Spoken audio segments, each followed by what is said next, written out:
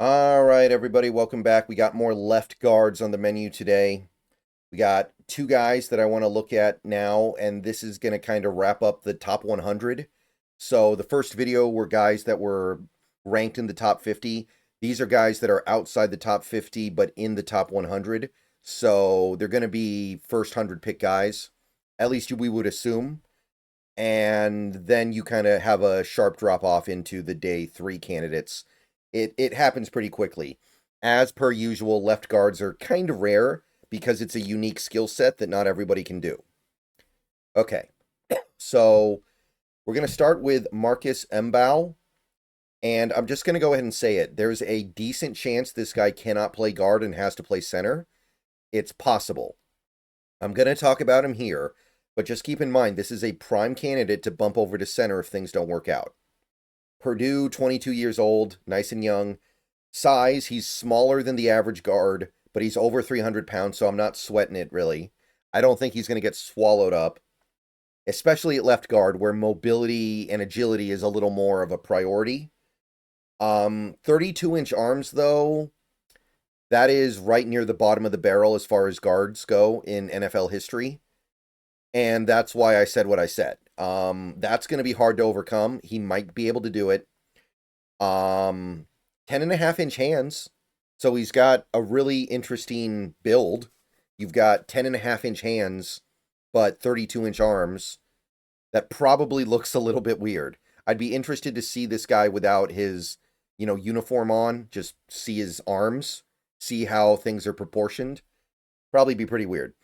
The only drill he did was the 20-yard shuttle.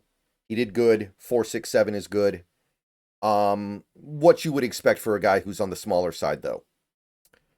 Big boards, they all put him in the top 100. Some have him in the second, some have him in the third. The aggregate has him at 52, which is just outside the top 50. So he's lingering around. Could definitely bump up. 2024 was in a mixed year for him. I believe he was playing right tackle, if I recall correctly, at Purdue, and his pass protection was leaky. It wasn't graded that poorly, interestingly enough, but 3 sacks, 1 hit, 21 hurries. That is as ugly as you're going to see in this series. And it does prove that he can't play tackle, which we already knew because he's got T-Rex arms. 7 penalties, too, by the way. Woof. Year before was much cleaner. Better run blocking in 2024, though, so he did make progress there. 11 penalties combined over the last 2 years. And a lot of it just stems from him playing in a position that he's not meant to play because it's Purdue. They don't have good players. So Mbow was forced to play tackle when he's not meant to, and he suffered for it. But you move him inside, I think you're going to have something. He's a great athlete for the position. He didn't do a lot of testing, but he is a really good athlete. He covers a lot of space for a big man. He's all over the place. He's throwing blocks at the second level. He's pulling to the outside to throw blocks for outside zone. He's downfield throwing third blocks. He's doing it all. He's really smart, too. He has an advanced understanding of how to really get the most out of his body. He has a really good understanding of how to position his body, how to angle his blocks, how to time his punches. He's really good at that stuff. He's really good playing in space. He's going to be a great zone fit, I think, overall.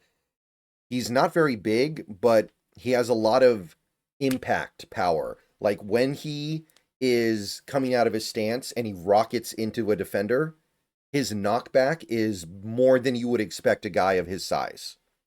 He's also got a good mirror. He knows how to use his hands well.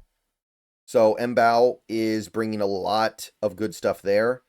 Now, he is undersized, and the short arms are a real problem. And it's really hard for him to stick on a block because of his short arms. He can win the rep, get engaged, get a good block, and then he gets shed too easily because he's got the short arms. I feel like he plays a little frantically sometimes, like he gets a little out of sorts, like his feet and his body aren't on the same page all the time. He's a penalty magnet, like I already said. And he's not really going to be a bully in the run game the way that you're looking for. He does hit with pop, but his leg drive, like his ability to get down and just push a guy out of the hole, not really there. He's not going to be a big factor there. He is a pass protector first and foremost, and there are limitations here. So I think he's tailor-made for his zone offense. I think that you look at the energy that he plays with, you look at how smart he is, you look at all these traits that he has that seem tailor-made for a zone scheme. If you put him in the right spots, he's going to be really good. But I don't know if he's a left guard or a center. He's going to have to overcome some physical limitations to be a left guard. If he's a center, that has to bring down his value because left guards are more important. Yeah, I'm sorry, that's just the way it works. So I can't go first round here, and I do think that the lack of leg drive, is a problem even in a zone scheme. But early second round's fine. I'm not going in the first, can't go that crazy, but I'll go early second round, same as the other two guys we looked at. All right, next up, Jonah Savaiinaea. This is our last top 100 left guard prospect to look at. Arizona, couldn't find his age.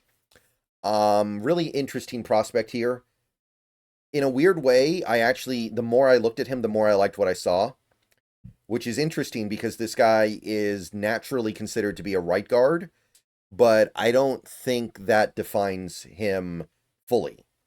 He's got good size. He's a little bit bigger than most left guards, but it doesn't take anything away from him. Almost 34-inch arms, nice arm length, big hands. The testing was great. He's fast, as you will find any guard almost in NFL history. He's quick, pretty good explosiveness, especially for his size. His change of direction, his, what do they call it? Quick twitch agility is good for an offensive lineman. That combine definitely opened some people's eyes, I think. I liked him before, but 4.95 40 at 324 is freaky. Every big board has him in the second or the third. Mostly they have him in the second. The aggregate has him as a second-round pick. He's had 2 good years.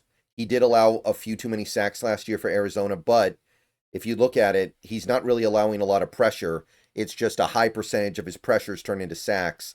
That may or may not be his fault. That's a little bit harder to pull apart. Graded well overall, only 5 total penalties, 1 penalty all of last year. So, I mean, look at him as a specimen. Just look at him as a specimen. It's like he's the same approximate size as Tyler Booker, but he actually tested well.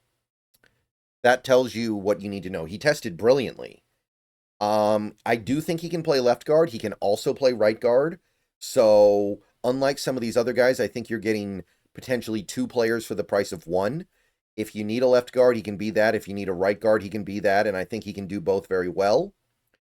He's really hard to get around. He's got a lot of real estate he can protect to his sides. He's skilled with his hands. He's a good hand fighter. He has raw strength to bully a power rusher as well. You're not going to just run him over necessarily. I know that he's very fast and nimble and agile, but he's still 325, and you're not knocking that over for free. And when he was asked to play in space, when he was asked to climb up to linebackers and climb outside and all that stuff, he looked good at it. He looked like he could do it. So Savaiinaea, really good. I really liked almost everything I saw with him the more I looked, and I don't know why he isn't being valued a little bit more than he is. Now, I do think his anchor technique, like how he actually plants his feet to anchor down, does need a little bit of work. It's not a finished product yet. He doesn't maximize his power because he doesn't sink his hips well.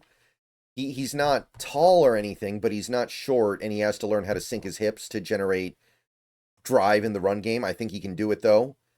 Footwork can get a little bit lazy late in the rep sometimes. Sometimes I feel like he gets a little bit out of sorts late in the rep. And he didn't really deal with a lot of complex defensive schemes and blitzes and twists and stunts. He's got to build experience on how to handle a twist. So there is stuff to work on, but I feel like it's almost all fixable. Like most of this stuff, a good offensive coach will address. So really talented. lot of potential, brings good stuff to the table as is, like his hand fighting skills, the strength, the speed, the agility. He's honestly kind of become my favorite guard in the class. He might be able to play 3 different positions at the NFL level. I mean, he played tackle in college, right? And he wasn't great at it, but you can see why they might think he could get away with it. He's got pretty long arms. He's a bigger guy, hard to get around. He's got the agility. He might be able to do 3 or 4 different things in the NFL. So I'm going to be brave here. I'm going to be the guy who says it. I take this guy in the late first round, and I'm not looking back. I feel like there is a very, very good ceiling here, and there's a very, very good floor. So that's an unpopular take. That's a hot take, I know. I like him better than Booker. I like him better than Mbow. I like him better than Donovan Jackson. He's really grown on me, and he's going to be one of my guys going forward, I think. Just the guy that I like more than everyone else. All right. That's going to be it for this video. We got more left guards to look at, but that'll do it for the moment. See you guys later. Go Hawks. And, yep, more left guards coming up.